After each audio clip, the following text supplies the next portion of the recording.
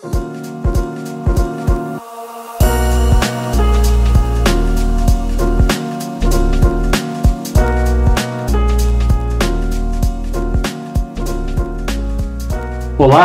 sejam muito bem-vindos ao segundo episódio dessa temporada do BNcast, o podcast, videocast do programa BN, essa série que é dedicada à formação ética e socioemocional dos nossos jovens. Eu sou o Márcio Soares, o seu anfitrião, e hoje recebemos mais uma vez, para darmos continuidade, na verdade, à conversa que nós tivemos no primeiro episódio, o Dr. Rubens Cordeiro, que é curador do programa BN, tem a sua formação em filosofia, na psicologia e também em teologia, e nós vamos, como disse, dar continuidade, então, àquela nossa conversa, onde nós estamos falando sobre o pensamento de Aristóteles e trazendo esse pensamento de Aristóteles sobre as virtudes dentro daquilo que nós temos do programa BN.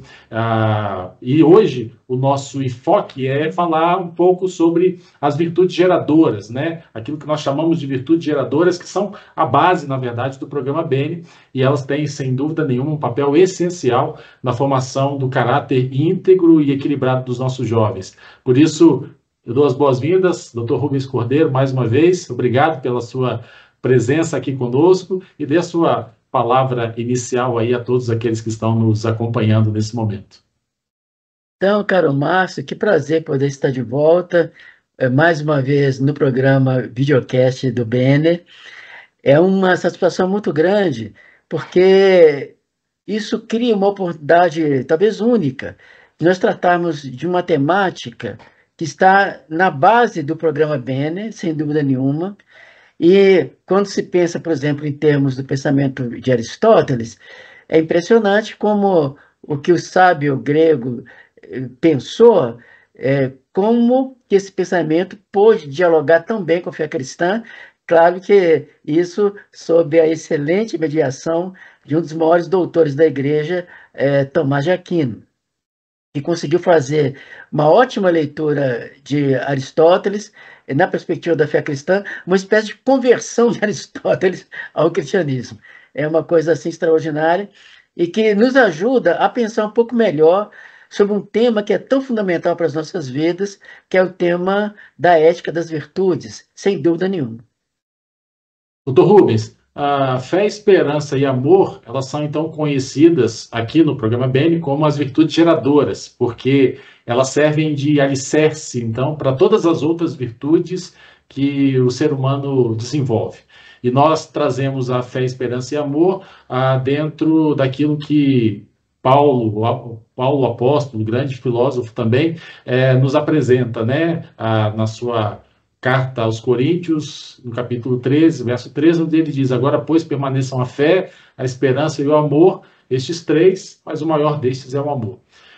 Como o senhor, Dr. Rubens, vê, ou como o BN compreende e aplica, então, essas virtudes na educação dos nossos estudantes? Essa é uma pergunta muito boa, Márcio, porque, eu vou dizer, é praticamente o começo de tudo para nós em termos do programa BN. No caso, especialmente começando com a fé, é só lembrar uma coisa, né? O conceito de fé, ele é um tanto diverso. Por exemplo, nós podemos falar em fé como a fé conjunto de doutrinas, a fé batista, a fé católica, a fé islâmica, conjunto de crenças, sem dúvida nenhuma. Só que, no caso dos nossos estudos do BN, e vendo a fé como virtude geradora, nós passamos a encarar a fé como tendo um elemento diferencial muito grande, até com relação a essa outra visão de fé, que é a fé crença, ou então a fé conjunto de ideias, como algo que implica num ponto de partida que nós iniciamos, primeiramente, na direção do próprio Criador. Só que aí tem um detalhe curioso. Nós cremos que as chamadas virtudes teologais, aí no caso, incluindo também a esperança e o amor, são primeiramente, quer dizer, na base, antes de tudo, dádivas divinas.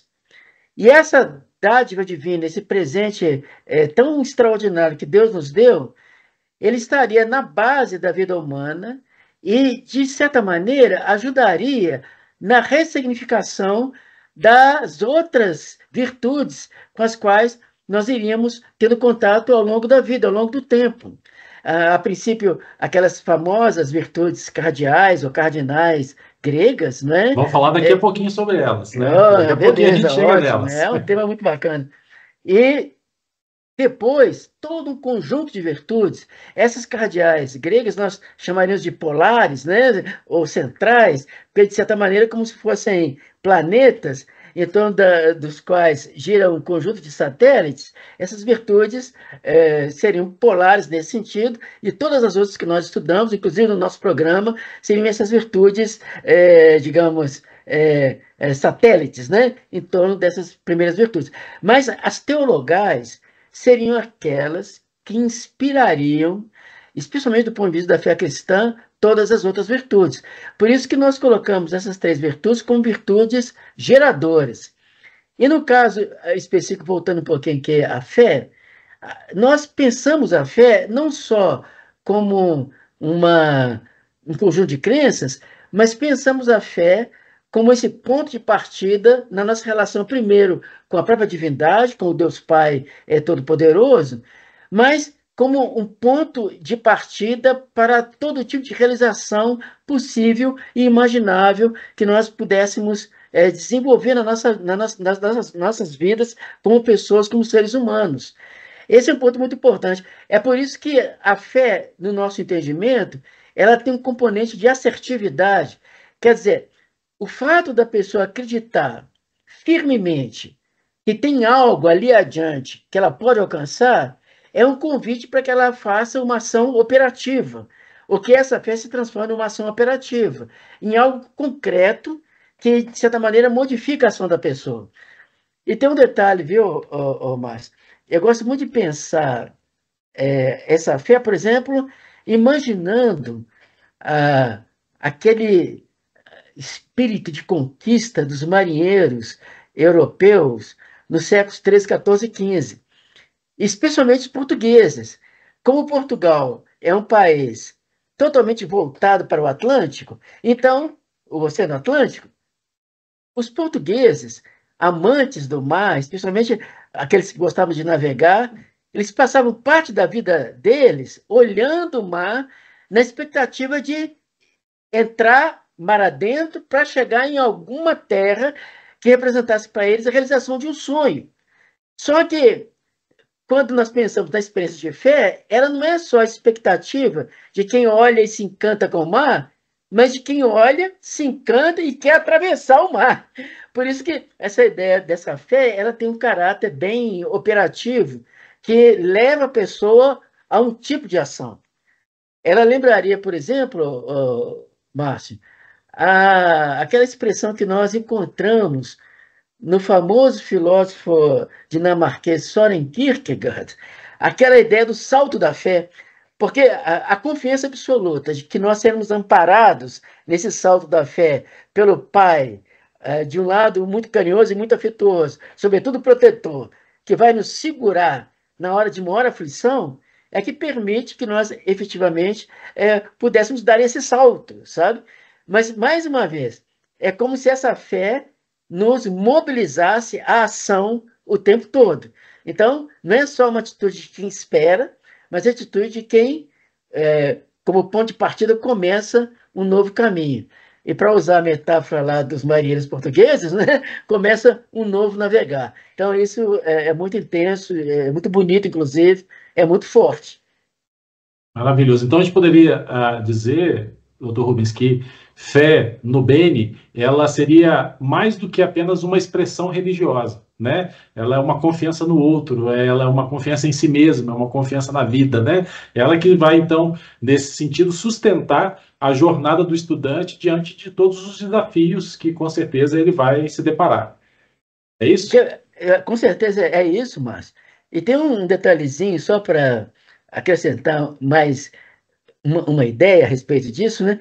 Como Deus é o grande doador dessa fé gratuitamente, graciosamente, generosamente à espécie humana, nós somos, como seres humanos, todos convidados a fazer esse movimento que está muito ligado àquela ideia que também compõe as nossas reflexões do Bene, que é a ideia da transcendência. Com relação a Deus, então, mobilizado pelo próprio Criador, eu faço um movimento agora para caminhar na direção dele. Mas, ao mesmo tempo, eu faço esse mesmo movimento na direção daqueles que estão ao meu lado. Nesse sentido, a experiência de fé é um convite à comunhão, curiosamente, é um convite à convivência, é um convite a sairmos de dentro de nós mesmos e caminharmos na direção daqueles que estão à nossa volta. É curioso, porque isso também se associa um pouco com uma ideia antiga, também aristotélica, que é a ideia da polis grega, sabe? Em que um indivíduo que se forma como cidadão é aquele, sobretudo, que se forma na interação humana. A virtude moral, ela só faz sentido quando ela é, de certa maneira, fruto da polis dos antigos, né? Mas a ideia da convivência com o outro, a convivência cidadã. E isso, por si só, é algo de muito especial para nós. Isso nos faz pensar que todas aquelas pessoas que entram em contato com o programa Bene são pessoas convidadas a essa saudável convivência humana, em que nós quebramos aquele olhar que muitas vezes se volta só para nós mesmos, para o nosso próprio interesse, isso que nós chamamos, até no mundo da psicologia, de mundo narcísico, e nós passamos a enxergar o outro como outro, abrindo espaço para a conversa, para o diálogo, sabe, mas a quebra daqueles fundamentalismos que caracterizam as pessoas que vivem dentro de bolhas, que só enxergam a realidade a partir da sua própria perspectiva. Nesse caso, não. Na experiência de fé, a pessoa é convidada a dar um passo adiante, inclusive a experimentar aquilo que o autor da Carta aos Hebreus sugere, né? A fé como firme fundamento das coisas que se esperam e daquilo que nós não vemos. Essa ideia de que eu, quando me abro ao Criador primeiro e ao outro que caminha comigo, eu estou também acreditando, como ponto de partida, que esse outro tem riquezas muito especiais com as quais eu vou interagir e certamente crescer como ser humano. E isso é fundamental para a nossa experiência como cristãos, mas, sobretudo, na vivência do programa Bene, com toda certeza. Maravilha, doutor Rubens. E fé, mas também nós temos a esperança e o amor. E essa esperança, que esperança é essa? É uma expectativa? É algo que pode ou não acontecer? Como é que essa esperança? O que o programa Bene apresenta como perspectiva acerca da esperança, a virtude da esperança? É uma coisa curiosa, né? Quando nós estamos pensando no programa Bene, nós imaginamos a princípio a esperança como uma expectativa, sim, com certeza, mas é uma expectativa que não seria uma virtude negativa, no sentido da pessoa que tem uma expectativa, mas que não se dispõe a nenhum tipo de ação. É uma expectativa que ajuda a pessoa, por exemplo, numa situação de crise, a enfrentar uma tempestade, sabendo firmemente que ela não está sozinha, que Deus está ali do lado dela e que aquela situação vai passar e ela vai superar aquela circunstância complexa. Ainda que ela tenha que ficar no seu lugar, esperando a tempestade passar, na certeza de que, de fato, ela vai passar. Ou então, aquela ideia de quem vai pegar um avião, né, para ir para um outro lugar, mas o teto não está muito razoável, né? Muito escuro, a possibilidade de chuva iminente, mas é impressionante. E todo mundo tem essa experiência, claro, né? O avião sobe, de repente aquele teto escuro é superado e logo você começa a viajar sob a luz do sol. Quer dizer, por mais densas que sejam as trevas, ali adiante tem sempre o sol que permanentemente brilha. Então, essa é a ideia da experiência de fé.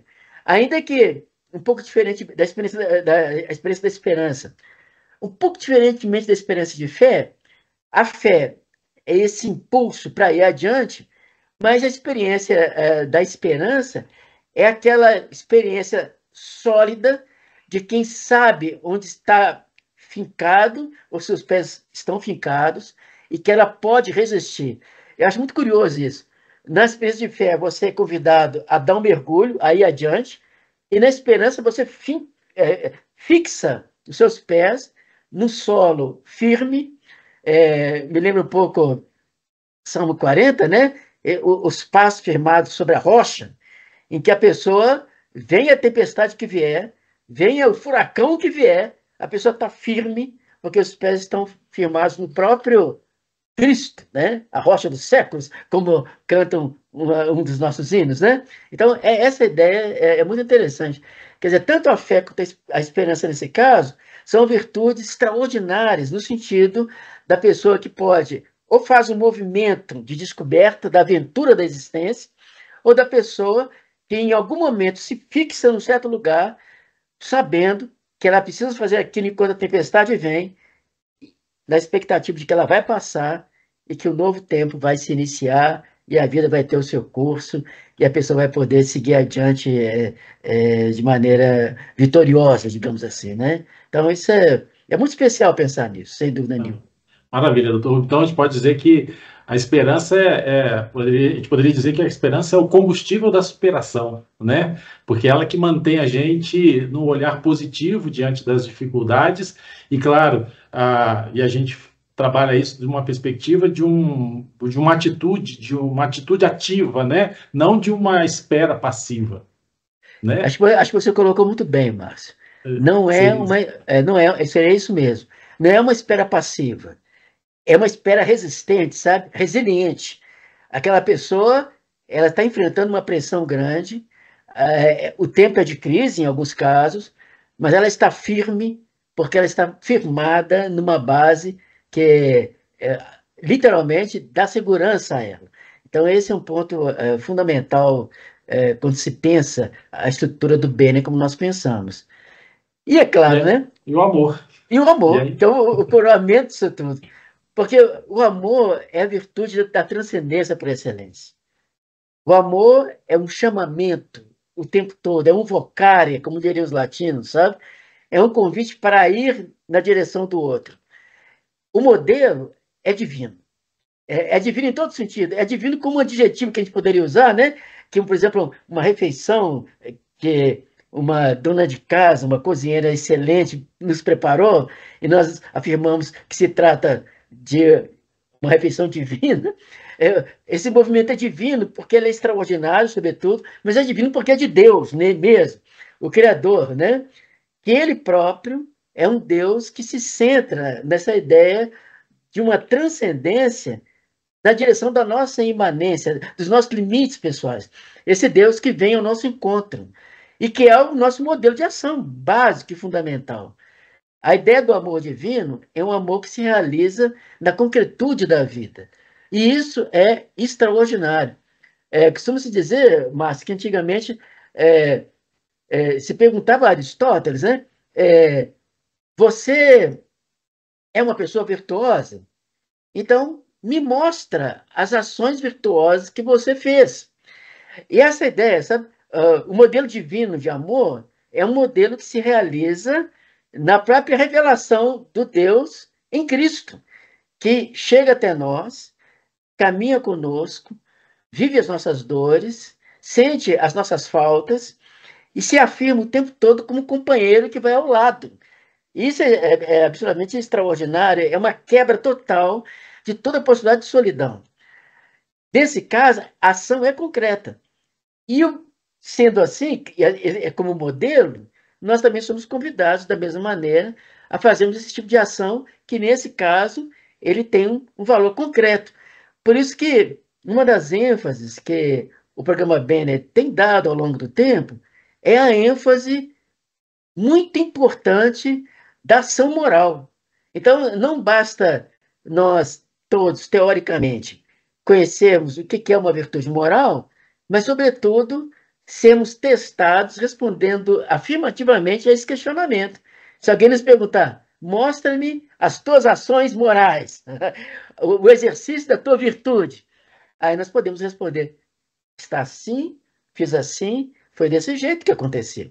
E isso faz, assim, um sentido muito grande e é muito importante que seja assim.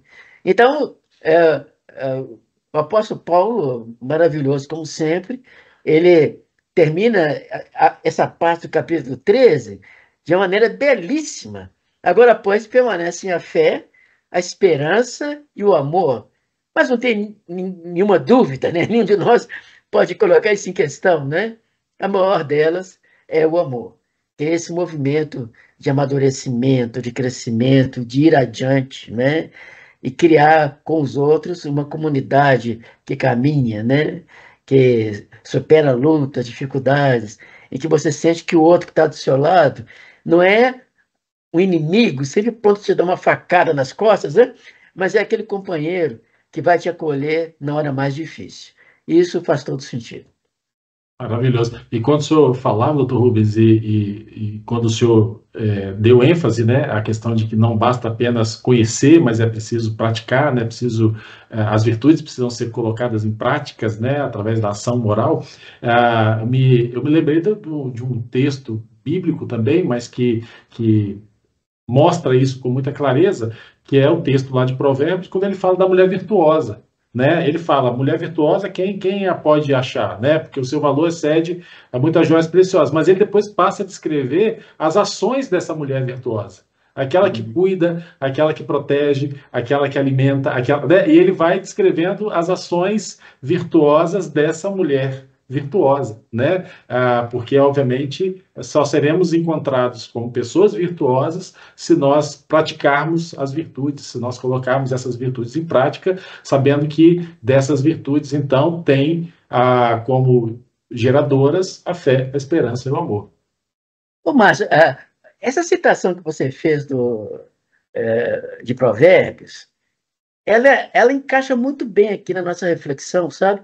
E quando você trouxe essa ideia, eu me lembrei de um filme que eu assisti há muitos anos atrás. Na verdade, o filme, eu vou dizer, ele fez algum sucesso, mas não era aquilo que nós chamaríamos de uma obra de arte. Mas ele trazia uma ideia que é muito curiosa. E é sobre essa ação moral muito própria das nossas mães, as nossas figuras maternas. O nome do filme, talvez até você se lembre, A Mão que Embala o Berço. E no começo da história, é um filme policial e tudo, mas no começo da história tem um berço balançando e aparece essa frase: a mão que embala o berço governa o mundo. E aí tem uma coisa curiosa: quantas mães, pessoas, sabe, Márcio, às vezes até semi-analfabetas, ou então analfabetas de pai e mãe, mas que foram pessoas tão generosas, tão extraordinárias, que elas impactaram a vida de verdadeiros gênios da humanidade. Às vezes o filho chegou a ser o presidente da República, ou um ministro de Estado, ou um grande cientista, um grande sábio. Mas quando nós vamos recuperar a história desse sujeito, nós encontramos lá na base, às vezes, uma pessoa muito simples. Mas é essa pessoa, sabe, que virou referência nas pequenas ações morais do cotidiano, que no final das contas é o que marca a vida das pessoas, é o que faz a diferença. Uma coisa que eu gosto muito de lembrar, coisa do nosso tempo de menino, acho que mais meu do que seu, mas que acho que eu sou um pouquinho mais velho, né? Mas ah, essas coisas daquelas famílias antigas, mas especialmente do interior. Por exemplo, o menino chega em casa e se dirige ao pai dizendo: a bênção, meu pai. E o pai dizendo ao filho: Deus te abençoe, meu filho. Ou então o menino vai sair para a escola de manhã cedinho, a mãe prepara tudo, arruma a merendeira, a pasta do menino, e quando ele vai saindo, a mãe diz para ele: Deus te ajude, meu filho, vai com Deus. É uma coisa aparentemente tão simples, mas essas palavras, elas atingem a pessoa no íntimo, sabe? E aquilo causa uma marca profunda na alma, na alma. Por isso que às vezes os anos passam, né? E aquele filho, aquela filha, doutor e doutora de muitos títulos, né? Quando voltam a se encontrar com as suas mães e seus pais, sabem que é naquele abraço, é naquele ombro colocado, é naquela cabeça colocada no ombro, que a pessoa encontra realmente um pouco de paz e um pouco de sossego das lutas da vida. porque ali está a sua base de significados. E isso tem a ver muito com a experiência da ação moral, do exercício da virtude. Ela não pressupõe o PhD em estudos de ética, sabe? Mas pressupõe uma pessoa cujo coração se abriu para o outro. E vou dizer para você, isso faz a mais absoluta diferença.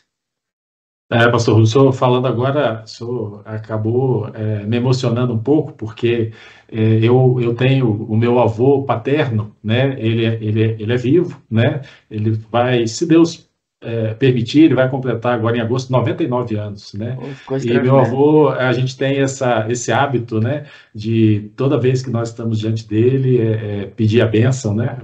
Eu lembro que com os meus filhos, que agora já são os bisnetos, né?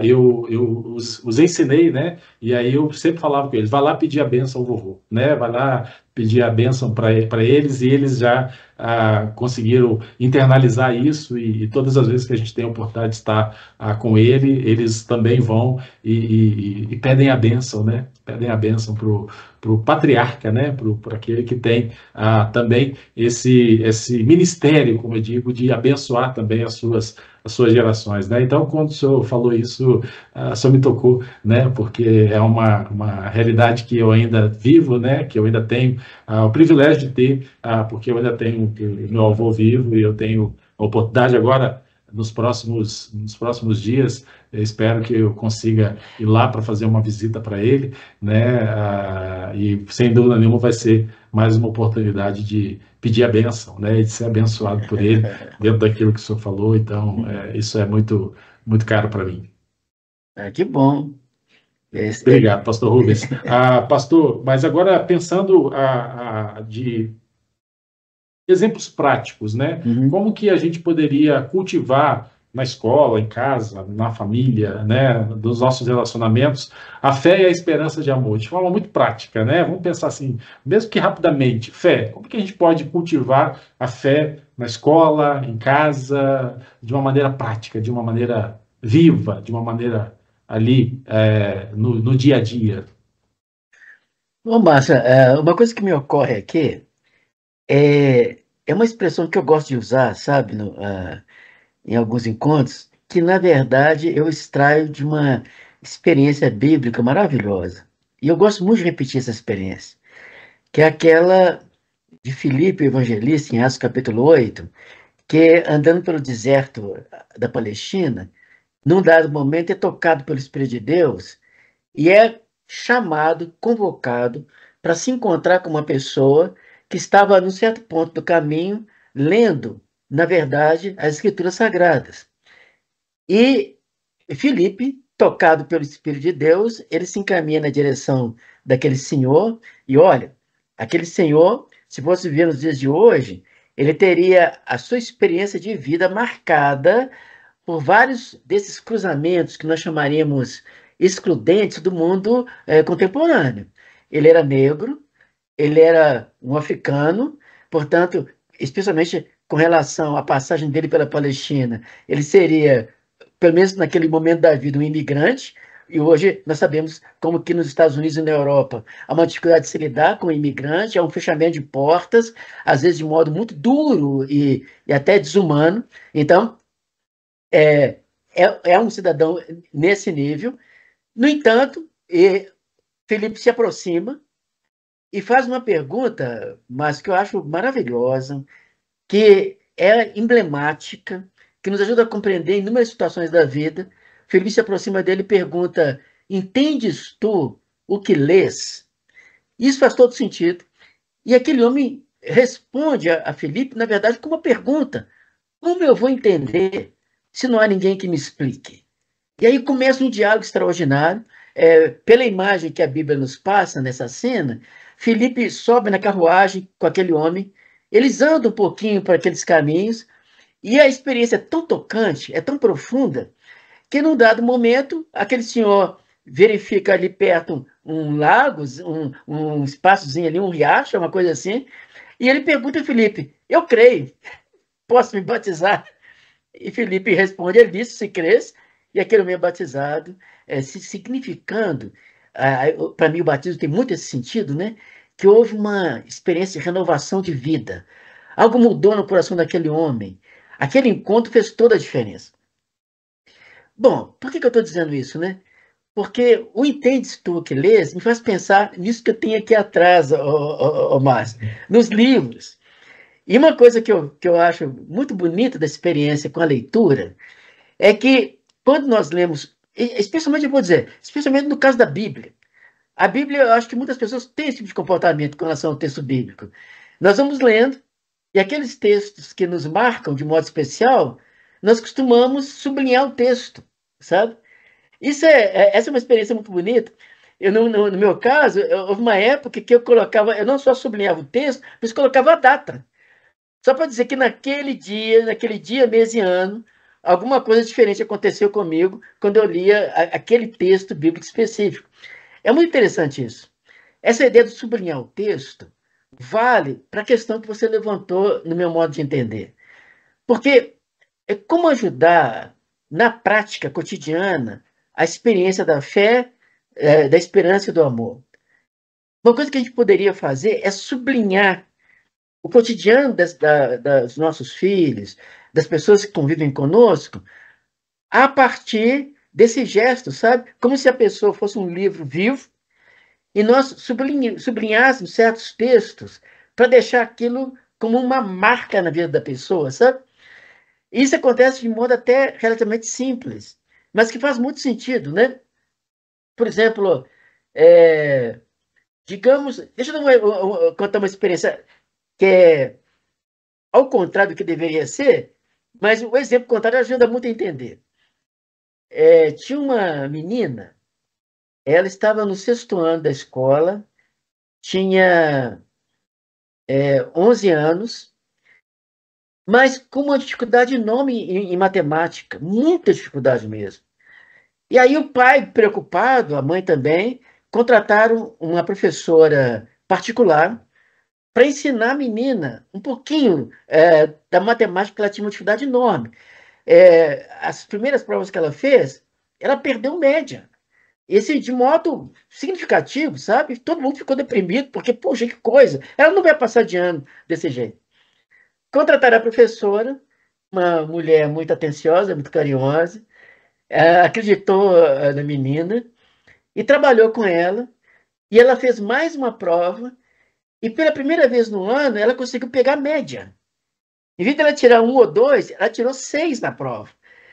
Aí uma prova que valia 10 pontos. Aí ela chegou em casa, ela guardou aquela prova, muito bem guardada, para esperar o pai chegar, já que o pai tinha se empenhado tanto que ela tivesse aquela professora, para mostrar para o pai a nota que ela tinha tirado. Pela primeira vez no ano, ela conseguiu tirar uma nota 6. Quando o pai chegou em casa e ela mostrou a prova, o pai olhou para a prova e disse assim: "Ô, minha filha, mas tanta festa só por um 6?" Márcia, eu quero te dizer que essa experiência é o contrário do sublinhar o texto da experiência de fé. Porque quando a pessoa faz o movimento, o que ajuda na experiência de fé, essa fé assertiva, essa fé que opera, essa fé que leva o sujeito, como os marinheiros portugueses, a cruzar os mares e descobrir uma nova terra e um novo céu.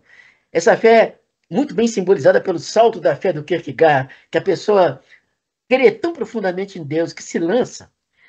Essa fé precisa ser registrada no coração da pessoa. E ela é registrada quando alguém descobre que naquele movimento que aquela menina fez, no caso, foi uma vitória que ela alcançou. Ela poderia ter sido valorizada naquela vitória. Aí o pai teria passado o lápis embaixo, dizendo a ela: "Minha filha, mas você se esforçou e conseguiu uma grande vitória, essa nota 6. Essa nota pode te preparar para vitórias ainda maiores. Quem sabe, sei lá, adiante você vai tirar um 6,5. Quem sabe um 7. E no final do ano, quem sabe você vai tirar uma nota 10, sabe? E aí isso mobiliza a fé nessa criança, sabe? Ou então, isso acontece muito com adolescente, né? Tá meio deprimido, meio chateado, questão de bullying na escola, sabe como é que é, né? Às vezes leva um sofrimento muito grande. Se a gente consegue estabelecer um ponto de contato com esse jovem, esse adolescente, e mostrar para ele que ele tem força para resistir a essas pressões quando vêm, pode parecer que não, porque nós não estamos nomeando o conceito, mas nós estamos trabalhando com a capacidade dessa criança de ter esperança. Ainda que aquele momento é uma agonia para ela, ainda que o coração dela ficou apertado, ainda que ela está com um nó na garganta, aquela fala atenciosa de alguém que convida a pessoa a firmar o pé contra a ventania que está passando, isso faz todo sentido. E, em geral, marca a pessoa. Passa algum tempo, ela lembra daquela palavra que foi dita, sabe? Porque aquilo fez sentido para ela naquele momento. Essa seria a ideia desse incentivo à esperança. Sublinhar esse texto, sabe? Para que a pessoa tenha condições de superação. E no caso da experiência amorosa, né? Essa dádiva, esse ir em encontro do outro, nós tínhamos pensado, Márcio, algum tempo atrás, de criarmos situações práticas em que as crianças e os adolescentes pudessem vivenciá-las de tal maneira que a experiência da ação moral ou da prática virtuosa representasse algo importante na vida delas. E uma coisa que foi feita, uma ocasião, é só para dar um exemplo, né? Foi feita assim uma cestinha em que nós colocamos versículos bíblicos. É só é tipo assim, uma fitinha, sabe? Aí essas crianças, elas iam circulando pela escola, levando a cestinha com o versículo da Bíblia. Ela entregava, a pessoa tirava um papelzinho daquele, abria e lia o papel na frente da criança. A criança era convidada a esperar a pessoa abrir o papel e ler. Eram palavras de fé, eram palavras de incentivo, de apoio. Todas as pessoas que liam o papel abriam um sorriso nos lábios e agradeciam aquela criança pelo gesto. E aí, aquela experiência maravilhosa do feedback, sabe? Que eu acho que se soma à ideia do texto sublinhado. Quando uma pessoa lia o texto e abriu um sorriso e agradecia a criança, aquela pessoa não tinha ideia do que ela estava fazendo, mas, na verdade, ela estava sublinhando o texto daquela criança. E aquele texto sublinhado, aquela ação moral bem realizada, positiva, seria um impulso. E aí entra a fé junto e o amor, né? Mas no caso aqui, a experiência amorosa, desse ir ao encontro do outro, levando a pessoa a repetir a experiência N vezes, milhares de vezes. Por isso que eu acho que as nossas escolas fariam um bem enorme. Eu vou dizer, viu, Márcio? Em coisas que aparentemente são inusitadas. Por isso que eu gosto muito de usar o exemplo do futebol, sabe? Você imagina só, você tem um menino que joga muito bem, ele é bom de bola. Se deixar por conta dele, ele é capaz de resolver a situação ali de um jogo difícil. Mas tem aqueles meninos que, além de serem muito bons, habilidosos, eles são também generosos, sabe? E são capazes de passar a bola para um colega melhor colocado, que vai favorecer que a sua equipe marque o gol e eles alcancem a vitória. Mas quando esse atleta faz esse gesto, em geral, isso não é muito mencionado. Hoje em dia, até que no universo esportivo, isso modificou um pouco. Hoje, dá-se valor à pessoa que dá assistência. Na verdade, o dar assistência é um ato até de amor, sabe? E de confiança de que o jogo jogado junto pode levar a uma vitória ainda mais rápido, né? E uma vitória mais mobilizadora. Então, são experiências muito simples do cotidiano, mas que levam ao adolescente a experimentar fé, esperança e amor nas situações do dia a dia, sabe? Excelente, doutor Rubens. Agora vamos falar então, a gente já chegou a tocar isso lá no começo, sobre as virtudes chamadas cardeais, né? Essas virtudes que o senhor mesmo já nos explicou, são cardeais porque elas são consideradas o eixo, né? O satélite, né? Das demais virtudes, né? Nós temos as geradoras, que nós já apresentamos, fé, esperança e amor, mas nós temos na tradição clássica as chamadas virtudes cardeais. Doutor Rubens, explica para nós um pouquinho sobre o que elas são, né? E por que elas são consideradas o eixo das demais virtudes, né? Que são temperança, fortaleza, justiça e prudência. E prudência, virtudes todas elas maravilhosas, né? Então, a ideia dessas quatro virtudes polares, né, cardinais, cardeais, é a ideia de que, em torno delas, outras virtudes são estimuladas, né, incentivadas, com certeza, mas cada uma delas com características particulares, né? Por exemplo, a prudência, a frônesis, como diziam os gregos antigos, né? A prudência é a virtude do discernimento, sabe? É a virtude do tino, que é uma expressão que se usava mais antigamente, mas que faz sentido, né? Fulano de tal tem tino, ele tem, assim, uma capacidade de discernir bem as situações. É uma espécie de sabedoria prática, que faz de uma determinada pessoa uma pessoa que sabe resolver dificuldades, resolver problemas. Isso é algo muito requerido no dia a dia. Então, uma virtude preciosíssima. A virtude da coragem é outra virtude muito especial, né? Andréia, como dizem os gregos, né? A virtude da coragem é uma virtude que faz desse cidadão uma pessoa capaz de enfrentar dificuldades destemidamente e ir adiante na vida. Na composição do sujeito, né, o ideal moral antigo, o corajoso era muito ligado à ideia do guerreiro, sabe? Da pessoa que não só maneja bem as armas da guerra, mas se ele é um guerreiro e ao mesmo tempo ele é prudente, aliás, para falar disso, a mitologia grega tem um herói que é tipicamente assim, né? Ele é sábio e ao mesmo tempo que excelente guerreiro, né? O nome dele é Ulisses. Ulisses, na Odisseia, é o que pensou o artifício do cavalo de Troia. Na impossibilidade de conseguir conquistar aquela fortaleza muito poderosa que era a cidade de Troia, ele criou um cavalo de madeira que encheu de soldados, presentearam a cidade de Troia, e dali saíram os guerreiros, e no final da história, os gregos venceram aquela batalha que já durava muitos anos, né? É uma coisa assim extraordinária, mas é a ideia da pessoa que pensa de modo prático, que sabe resolver situações do cotidiano, que se dispõe a isso. E isso é essa famosa e inesquecível prudência, né?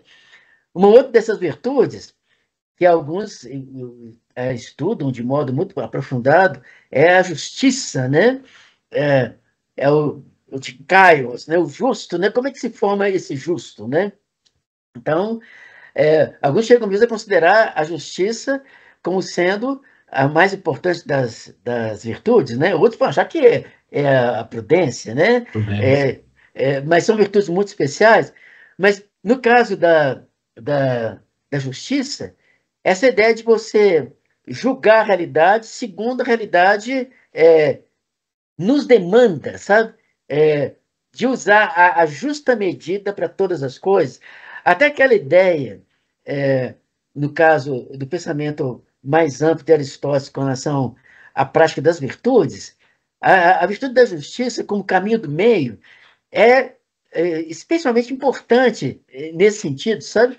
Porque é aquela pessoa que vai buscar sempre a ação correta, ação bem realizada, ação justa, na busca de um efeito positivo sobre a realidade, né, como um todo.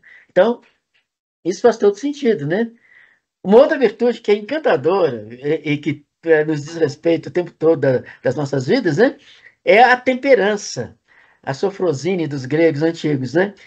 A temperança é uma coisa curiosa. Aristóteles, mas isso seguindo um pouco Platão também, né? Ele dividia a alma em três níveis, né? Então você tem a alma intelectiva, teórica, pensamento, razão, né? A alma das paixões, das emoções, né? E a alma que a gente chamava de vegetativa, que é ligada ao estômago, à alimentação, etc., né? E aqui é uma curiosidade. Porque se a pessoa não vive a temperança de modo equilibrado, na verdade, o nome temperança já é equilíbrio, né? Ela pode cair ou numa falta total de limites, em que a pessoa age literalmente pelo estômago, só para satisfazer necessidades pessoais, né? Tem uma curiosidade sobre isso, né? Porque depois, na Idade Média, o que especialmente Tomás de Aquino fez, né? Mas os autores da igreja fizeram, né? Juntaram as três virtudes cardeais, as três virtudes teologais, com as quatro cardeais, para se contraporem com os sete vícios, que na história da igreja eram chamados sete pecados mortais, sabe? Então, no caso da temperança, por exemplo, ela se oporia, falando de modo amplo, com a gula, por exemplo, né? A pessoa que tem um desejo desmedido, em todo sentido da vida, no caso da alimentação, no caso da vivência da sexualidade, no caso da bebida, né? Enfim, e que levaria a pessoa a um processo de autodestruição, de degeneração muito grande, né? E aí, no caso, a temperança teria um lugar especialista na vida da pessoa. Então, são virtudes extraordinárias. Agora, imagina só, coragem, justiça, temperança e prudência, essas virtudes todas, inspiradas por esse hálito, que eu chamaria especialmente perfumado do Espírito de Deus, né? Das virtudes teologais, então nós teríamos uma situação muito completa.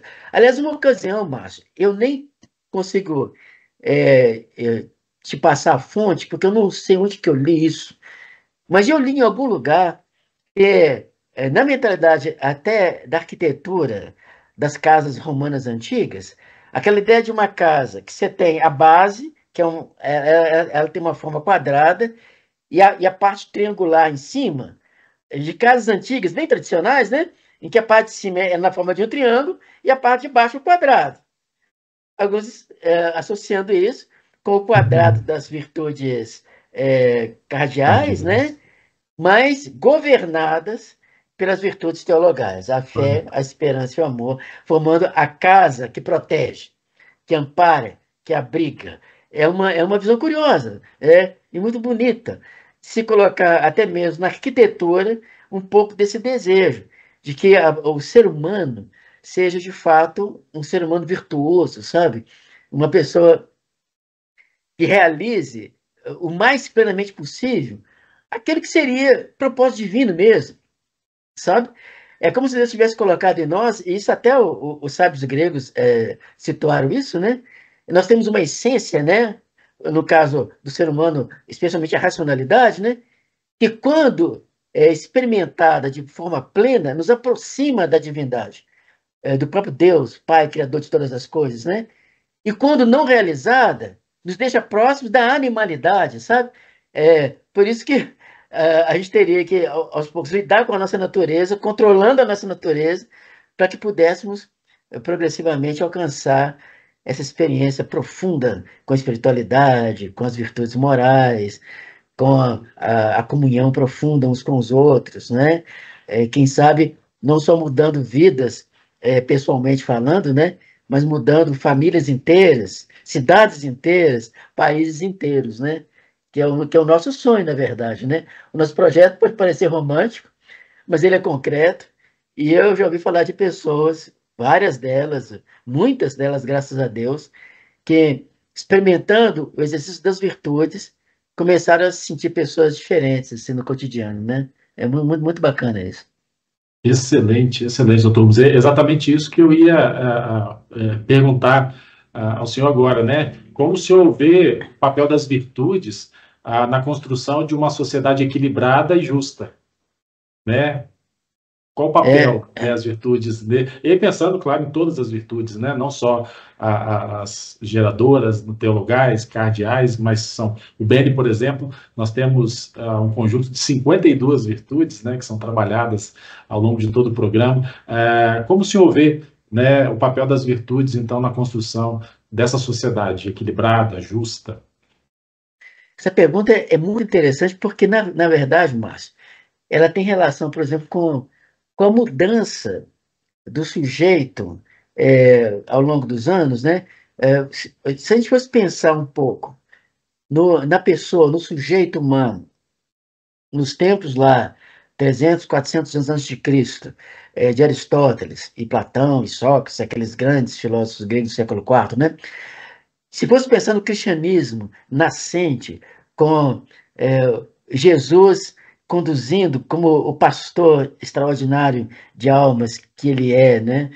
Que mexe com o coração da gente, que nos mobiliza tão profundamente, né? E os apóstolos, aos poucos, passo a passo, incorporando as lições do mestre, sabe? E colocando em prática. É, é muito bonita a experiência de Pedro, o Pedro fechado no judaísmo ortodoxo, né? Na bolha do judaísmo, quando um dia, depois de um pesadelo que ele teve, você se lembra daquele sonho que Pedro teve, né? Daqueles alimentos estranhos que eram proibidos ao judeu comer, e aquela voz dizendo: Pedro, levanta, mata e come, uma coisa desse tipo assim, né? E ele resistindo, mas na verdade aquilo era um convite para que ele fizesse um movimento que fosse além daquele lugarzinho no qual ele vivia sua vida, sua experiência, sabe? E aí Deus leva Pedro à casa de Cornélio, um romano interessado na palavra de Cristo, na palavra do Evangelho. Imagina só, sabe? Aí você encontra uma pessoa de onde você não espera, com desejos que em tudo dialogam com a experiência da fé cristã. E no caso, Pedro fez esse movimento, e nós vamos acompanhando todos aqueles primeiros apóstolos, né? Fazendo esse movimento, passo a passo, sabe? Se abrindo para o outro, se abrindo para o mundo. Claro, né? Mobilizados pela palavra de Cristo, sem dúvida nenhuma, né? Mas o que eu quero dizer com isso, né? Eu quero dizer com isso que, no fundo, esse sujeito foi mudando com o passar do tempo. Quando chega a Idade Moderna, mas tem uma coisa curiosa, né? Essa ênfase muito excessiva sobre o indivíduo, sabe? A pessoa mais isolada, a pessoa mais voltada para si mesmo, gerou uma distorção no mundo contemporâneo.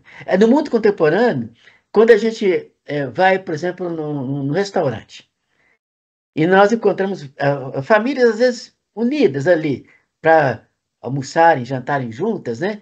E cada um com o seu celular e mexendo no celular, dá essa ideia, né? De que, de um lado, nós temos o desejo da comunhão, do estar junto, de uma sociedade mais fraterna, mais cooperativa, mais solidária, mas, ao mesmo tempo, aprisionados na solidão de um individualismo que ainda nos marca muito no mundo contemporâneo. Então, na minha maneira de ver, e acho que o programa Bene corrobora isso muito, né? A ideia de que nós temos uma mensagem para esse mundo de hoje, sabe? Essa palavra de Cristo que pode juntar pessoas que se distanciaram umas das outras, que pode aproximar os distantes, sabe? Que pode gerar pontes. E essa ideia de uma ação moral que gera pontes, eu acho que é uma ideia muito cara de um mundo que tende a se isolar um pouco, cada um na sua bolha, cada um no seu canto, como se fosse a única chance de nós sobrevivermos, né? Mas é interessante, porque a ação divina é um pouco além disso, né? Eu acho que o apóstolo Paulo entendeu isso tão bem. Eu gosto de pensar sempre, viu, Márcio, aí entre as questões teológicas, né? Atos capítulo 15, Assembleia de Jerusalém. Afinal, o cristianismo tinha que primeiro ser um cristianismo judaico. Era assim que tinha que ser mesmo. E chega o apóstolo Paulo com ideias um tanto quanto para frente, né? Um apóstolo Paulo de mente muito aberta, propondo que não é assim. O evangelho não é só para meia dúzia de iniciados, não é só para quem pensa como eu penso, quem vê o mundo como eu vejo, mas é para todos aqueles que creem, sejam brasileiros, africanos, asiáticos, não importa, é para todo mundo. E o apóstolo Paulo entendeu isso maravilhosamente bem, né? E é um movimento de abertura para o mundo. E isso faz um sentido gigantesco, né? Um sentido gigantesco. Maravilhoso, doutor Rubens. A gente já está caminhando, porque o nosso tempo já está findando aqui. nesse episódio, claro, nessa conversa tão inspiradora. Tenho certeza de que você foi edificado e foi abençoado, como eu fui, e mais uma vez agradecer, doutor Rubens, pela sua presença, pela sua partilha, pela sua generosidade, né, de compartilhar todo esse seu conhecimento, que é um conhecimento de uma vida prática, não é apenas um conhecimento teórico. Mas antes, doutor Rubens, de a gente nos despedir, para finalizar, que dica o senhor deixaria, então, para um educador, para um gestor, para um pai que deseja começar a cultivar essas virtudes, né? Seja na sua escola, seja na sua casa, seja no seu trabalho, a partir de hoje, a partir de amanhã? Qual é a dica que você deixaria, então, para aqueles que estão nos ouvindo? Ô, Márcio, eu daria uma dica, sim, sabe? A dica que eu daria é o seguinte: presta atenção, fica atento para o que está se passando à nossa volta. E no caso dos pais, eu fui participar de um encontro agora recente, Márcio, e me ocorreu essa observação, né? É, que privilégio os pais têm de verem uma criança nascendo e depois dando os primeiros passos da vida, descobrindo o mundo. Especialmente, eu gosto de lembrar aquela criança ali, 1 ano e 8 meses, 1 ano e 9 meses, 2 anos, quando finalmente ela consegue assimilar a estrutura básica da língua na qual ela está sendo criada. No caso da criança brasileira, ela começa a usar a palavra ou a frase usando sujeito, verbo e predicado. Quer dizer, ela está dando um passo adiante. E eu sempre vejo nessa cena, claro que é uma metáfora, né? Mas eu vejo um pouco ali o primeiro capítulo do Evangelho de João, né? E o Verbo se fez carne. O Verbo se fez carne e habitou entre nós é o Cristo Palavra que habita a nossa mente, o nosso coração e que nos faz articular um discurso. A partir daí, sujeito, verbo e predicado, temos mais ferramentas para conviver, para estabelecer pontos de contato e para mudar a realidade que nós estamos vivendo. Agora, nós temos que não perder a oportunidade, mas de nos encantarmos com esse processo. Por exemplo, eu entendo, sinceramente eu entendo, aquele pai que chegou o dia do casamento da filha, sabe? E ele vai entrar com a filha na igreja, sabe? E ele entra com a lágrima descendo pelo rosto. Tamanha emoção de ter investido a vida inteira naquele ser humano e agora vendo esse ser humano ganhando autonomia, se tornando uma pessoa adulta, decidindo a própria vida, criando a própria família. Olha que privilégio, que coisa extraordinária. Mas isso exige uma atenção especial das pequenas coisas do cotidiano. Aquele pai, por exemplo, que o menino ele chega em casa do trabalho e o menino vem ao encontro dele e pula nos braços desse pai. Às vezes o pai está cansado, é verdade. Às vezes o dia foi exaustivo. Às vezes ele teve algum aborrecimento muito, muito grave, né? E rejeita ali a busca de afeto do filho. Mas esse pai precisaria perceber que ao acolher aquele menino que veio ao encontro dele, ele está sublinhando o texto do afeto, sabe? Ele está dizendo para o filho dele: olha, o dia para mim foi terrível, mas o seu abraço faz toda a diferença. E nessa hora, para o menino que está passando pela experiência, isso fica registrado para sempre, sabe? Aí eu vou dizer para você, viu, Márcio? Não importa se o pai. Eu me lembro que eu fui numa formatura muitos anos atrás, né? Das séries iniciais. Nós fazíamos um culto também especial para a formatura da quarta série. E eu me lembro que chegou um pai para conversar comigo um pouco antes de começar o culto de formatura. E ele falou comigo que ele era analfabeto, que ele não sabia nem ler nem escrever. E que ele não daria conta de ajudar a filha dele que estava se formando, ela era muito esperta. Só que eu disse para ele: eu agradeço a Deus por ter lembrado de falar isso com esse pai, sabe? Olha, eu acho que o que Deus vai cobrar de você lá no juízo é o quanto você amou a sua filha, sabe? Porque se ela sabe ler, você é uma criança do quarto ano, da quarta série na época, né? Foi porque você se empenhou para conseguir isso. Isso está marcado na sua vida, na sua história, sabe? Você não chegou a ser doutor, mas você ajudou a sua filha a chegar lá. Isso faz uma diferença gigantesca. Aí eu diria, viu, Márcio, presta atenção, sabe? E o segredo está nas pequenas coisas, sabe?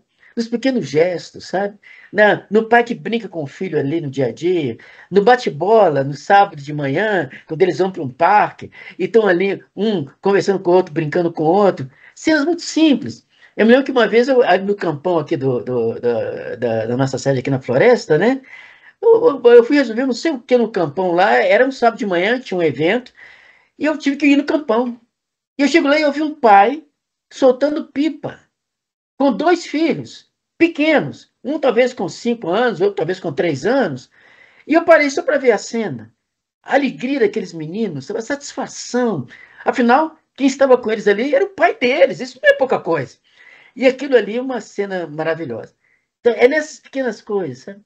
Ouvir um pouquinho o que esses meninos estão dizendo, o que eles estão pensando, o que eles estão fazendo, e sublinhar esses textos com palavras que eu chamo de palavras abençoadoras, sabe?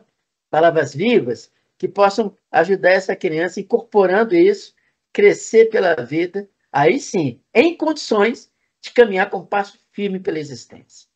Na verdade, é isso que faz a diferença. Maravilhoso, maravilhoso, doutor Rubens. Valorizar os pequenos avanços, né? Cada Pequenos passo, avanços, cada passo. cada centímetro que vai avançando precisa ser valorizado, precisa ser reconhecido, sabendo que essa constância que vai formar o caráter, né? O É o que caráter forma o na vida caráter. dos nossos filhos, estudantes, né? Aqueles que Deus tem colocado diante de nós. Como dizia Aristóteles, nós somos aquilo que nós fazemos repetidamente. A excelência, portanto, não é um hábito, não é um ato, mas ela é um hábito. Hábito, hábitos, exis. Exis, programa bem. Isso que o pastor Dr. Rubens ensinou para a gente no primeiro episódio. Se você não É assistiu verdade. ainda, convido você para ir lá, porque ele faz essa explicação, né? Porque exis vem de hábitos, hábitos, hábito, e aquilo que Aristóteles diz que precisa ser a excelência da nossa vida, né? Quando nós, então, não apenas num ato, mas numa constância daquilo que nós fazemos repetidamente, nós chegamos, então, à excelência se transformando num hábito na vida de cada um de nós, né? Doutor Rubens, muito obrigado mais uma vez por essa partilha tão generosa, tão inspiradora. Nós temos muitos assuntos importantes que nós vamos conversar nos próximos episódios. Só para aqui dar um pequeno spoiler, doutor Rubens, a gente vai conversar sobre escutativa, né? Aquilo que o senhor falou também no primeiro episódio, a gente vai poder se aprofundar um pouco mais sobre essa atitude tão importante que a gente precisa desenvolver também, da escutativa. O senhor falou um pouquinho dessa questão das telas, né, e dos impactos que isso tem causado nas nossas crianças e dos adolescentes. Então, nós vamos ter também um momento para conversarmos sobre isso. Temos aí alguns outros assuntos tão importantes que a gente vai poder, ao longo dessa temporada, trazer como reflexão para nós. Então, eu quero agradecer que você esteve conosco até aqui. Obrigado por acompanhar o BNcast e até o próximo episódio. E mais uma vez, obrigado, pastor Rubens, pela sua presença, e já estou aqui ansioso para que a gente possa, no nosso próximo encontro, continuar essa conversa tão importante, de tanta reflexão, tão necessária para todos nós. Muito obrigado. Que bom. Deus abençoe, gente. Que prazer, viu?